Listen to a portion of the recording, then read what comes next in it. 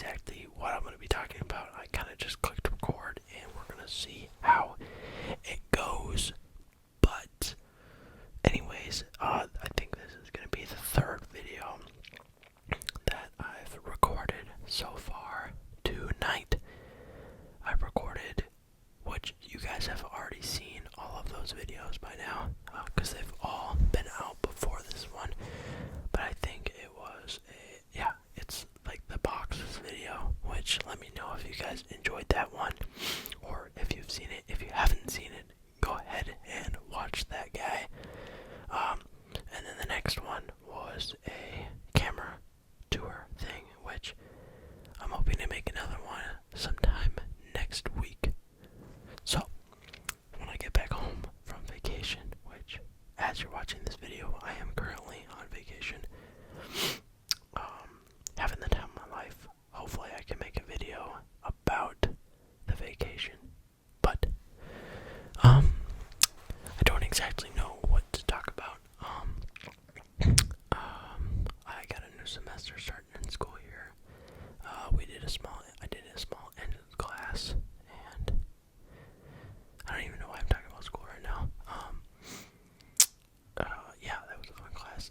If you have small engines, like a small engines class at your school, I would definitely recommend doing that if you are into the auto tech side.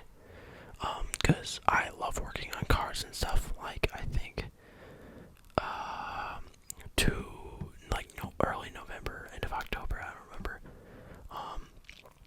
my car, the alternator went out. Here, I'll just kind of tell you the story of what happened. So, the day before, my, battery light came on, which, honestly, I never knew that the battery light did not mean that your battery was dead or dying. It meant that your battery was not getting charged. I had no idea that's what that meant. For being such a car guy and working on a bunch of cars and stuff, I definitely would have expected myself to know what that meant, but I didn't. So the next day, I went to start my car in the morning to go to school, as I do, and she kind of barely started. She started, but my car is very reliable. I have a 2012 Honda Pilot, and a super reliable car. If you're getting your first car, I would definitely recommend getting one of those. They're pretty cheap, and they're super reliable, and it's an SUV, so you can fit a bunch of stuff, but it's also good with gas mileage and has a good sized tank and everything about that. But I started my car, and then once it started, it was fine, and my car had started making this like whining noise, which I had no idea what that was. For a while, I would YouTube it, and I thought it was like something with the power steering, like some O-ring was kind of weak. Anyways,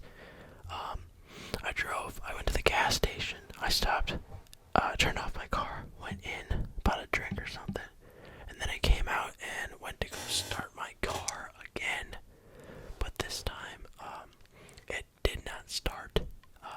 It would try to start it, but it didn't have enough juice to start it. So I hooked up my battery pack, which if you don't have one in your car, go and order one right now. They're expensive, but they're not super expensive, and they're totally worth it. Because if your battery dies somehow, that is super nice to start, so then you don't need to get another car to come help you start it. But, so, after I started the car after that, I got to school, and at that point, I was like, alright, I'm gonna go get a new battery after school, because I was like, the battery is definitely out, because it's been years since my last battery. So, after school, I went out there, car started up just fine, but I was like, it still needs a new battery, so I was heading towards O'Reilly, and then all of a sudden,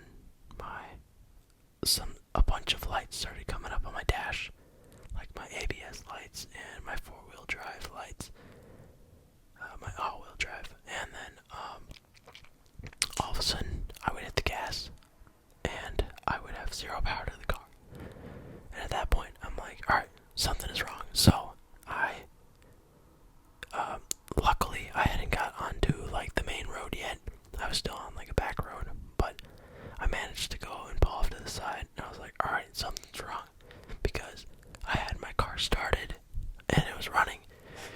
trying to figure out what was going on, and then all of a sudden, all the lights in the car started like flickering and kind of dying out. The engine was losing RPMs, and so I turned it off, and then I was honestly super confused, but I was just like, I think the battery is completely dead, so I need to get a new battery. So one of my friends picked me up, brought me to my house, and then I went to, because he had to do something, and then I went to O'Reilly. I got a new battery, and it turns out the battery that I had in my car was, I think, 6 years old, which I think a regular battery lasts for 4 years. So the fact that this one lasted that long was kind of crazy. But went to O'Reilly, bought a new battery, went back to my car, put that new battery in, and as I was putting it on, I was trying to get the negative on, which I know you're supposed to do the positive first, but I was trying to get the negative on, but it wouldn't go on. Like, it literally was not fitting, so I was like, huh, this is weird. And then I took the negative off, and then I went to go put the positive on. The positive went on easy because the positive terminal, like the little nub, is bigger on the positive side than the negative side. And when I put the positive side on, the negative had gone away from where I originally had, where I originally put it after I tried putting it on, and it had come back, and it had just been touching the negative side, which, if you haven't already figured out, basically, I had accidentally, sorry, there's a helicopter coming through, so I hope it's not too loud, so I had connected the positive wire to the negative terminal, and the negative terminal, the positive wire to the negative terminal, and the positive terminal to the negative wire, which is not good. So as soon as that happened, my lights on my car turned on, so I quickly went and undid it. I mean, it was kind of my fault because I didn't try to tuck it away so it wouldn't come back, but at the same time, it was kind of just unlucky that that happened. But anyways, after that, I was like, shoot, they gave me the wrong battery. I had no idea that there was a different configuration for that. So, went back, got the other one, went back to my car, plugged it in, and I had zero power. So at this point, I was like, alright, something is seriously wrong. And at this point, it's like 9 o'clock or something, and at that point, it's all electrical, and I could do the mechanical stuff, but I had no idea what to do. So, basically, I called my girlfriend's dad. He came over, and we were looking at it. I told him the situation. He was like, it's either going to be something down the wiring loom, or it's going to be a fuse. So, we started looking for fuses, and we found that the main fuse for my vehicle was blown, which was a good thing because the main fuse provides power. So the power goes through the main fuse, and that goes through to the rest of the car. So the fact that the main fuse was blown was meaning that the power had gotten to the fuse, blown the fuse, and no power should have gotten to the rest of the car.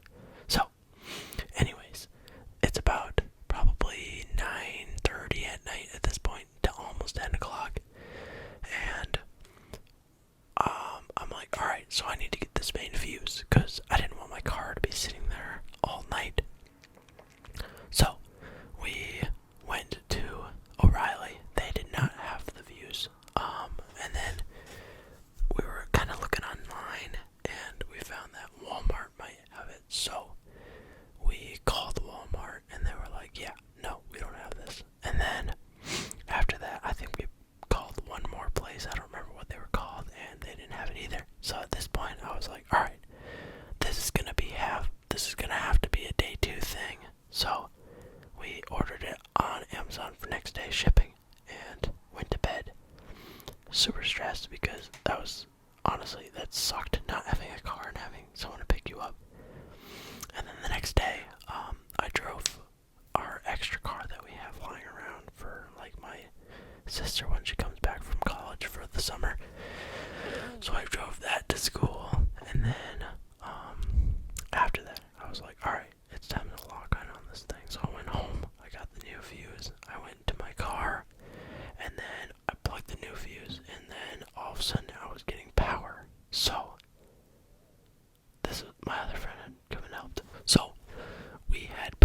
fuse in, and we'd hooked up the battery correctly, and I had power to the car.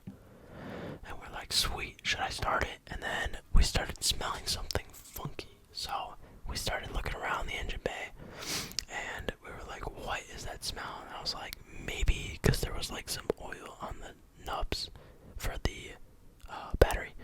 I was like, maybe it's just kind of like heating up the oil, and that oil is kind of burning off. So I was like, alright, that might be fine. But then we realized that it wasn't coming from the battery.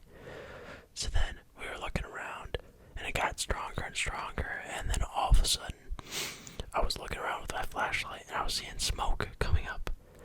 And it turns out that if you hook a battery up the opposite way, it can fry the alternator. And then this is where things started clicking. So the reason my battery was not charging was because my alternator was going bad. So it wasn't producing enough power to charge the battery, and it wasn't producing enough to run the car, which is why my car had completely died. So we finally found that the issue was going to be bigger than we expected, which was the alternator. And alternators are not cheap. They're like, I think it was like 500 something bucks. So that was awesome. But we figured out that it was that, so we quickly unhooked the battery, and we went to O'Reilly, got that new alternator, and we were like, alright, I think we can get this done in 30 minutes, because we watched a video, and it did not seem that hard. And anything, when you're doing something for the first time, it is obviously not going to take a short amount of time. Because we got confident, because the guy doing the alternator change on the same car as mine, he was doing it while filming at the same time, which is absolutely insane. But I guess that's what happens when you have a ton of experience. Anyways, so we got the tools required, started going at it. We were getting bolts out, we had to take a couple stuff out, and that was pretty easy. And we get down to the alternator. Unplugging the wire was so difficult. The thing about cars is like they're really easy to work on.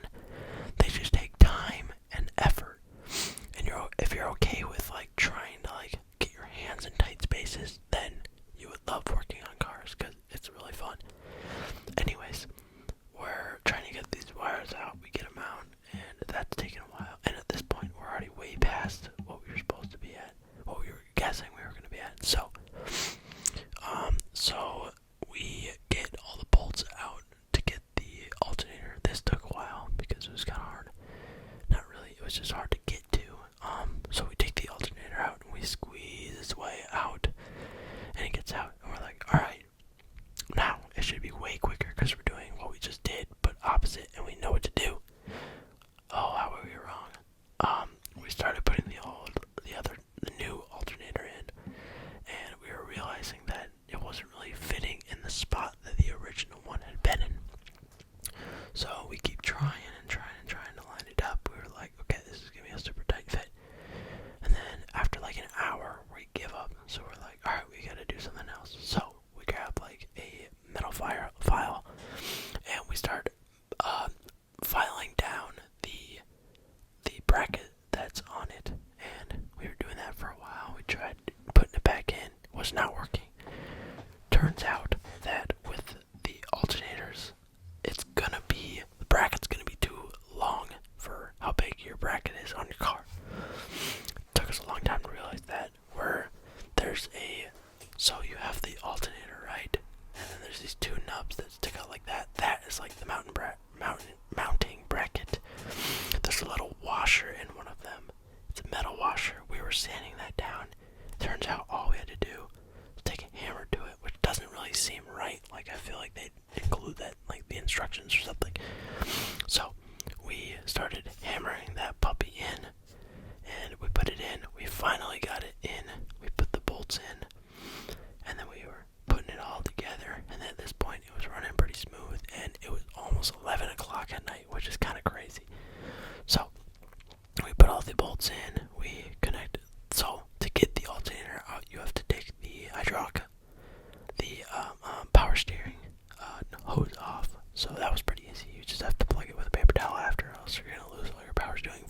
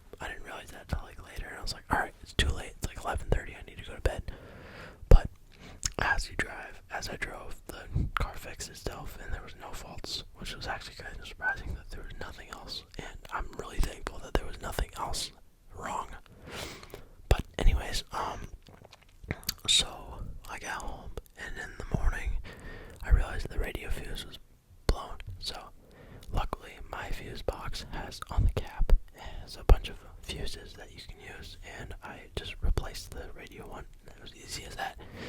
Typed in the code for the radio, like the identity thing, and we were all golden, and that was about it, because originally that was during like 3 days before hunting season, so I was kind of worried that I wasn't going to be able to make it to go hunting, because my car was all goofed up, and I was going to have to drive the car 2.5 hours up north, but managed to fix it, get it up north, came back with no problems, which was awesome. That whine that I was talking about earlier, that was from the alternator, which we figured out once we replaced it, and it's perfectly fine now. But honestly, it was kind of it was a very stressful situation, but at the same time, it was a very good learning experience.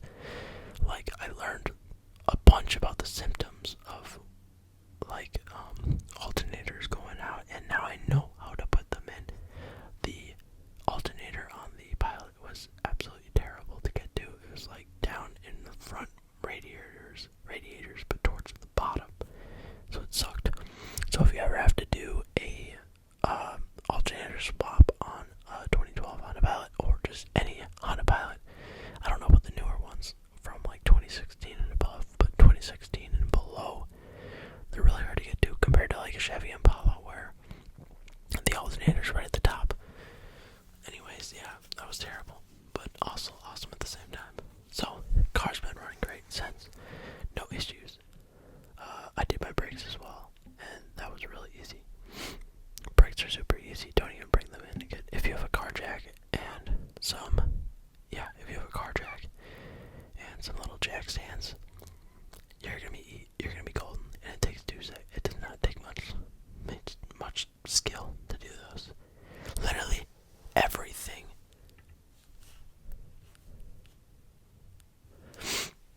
Literally everything you can do on a car, you can literally look it up on YouTube and find like a full tutorial on how to do it. So yeah, don't waste your money at the shop unless it's something that's like cosmetic or insanely hard to do. If you're just replacing like an easy to get to part, like brakes, alternators,